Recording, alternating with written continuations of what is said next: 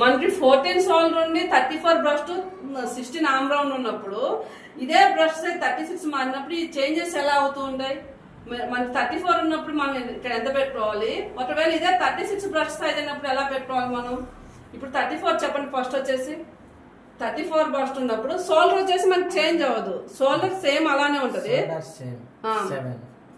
మనకు brush size change అయినప్పుడు మనం ఎలా డిసైడ్ చేసుకోవాలి? షోల్డర్ ఎలా డిసైడ్ చేసుకోవాలి, ఆర్మ్ డౌన్ ఎలా డిసైడ్ చేసుకోవాలి? ఓకే,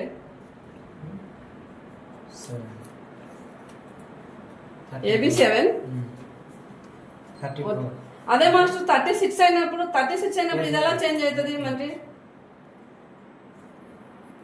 16. ఓకే, ఇది ఒకవేళ ఈ సైజ్ చేంజ్ అయ్యి బ్రష్ సైజ్ అనేది 36 అయినప్పుడు ఇలా దీంట్లో ఎలాంటి చేంజెస్ వస్తాయి మనకి?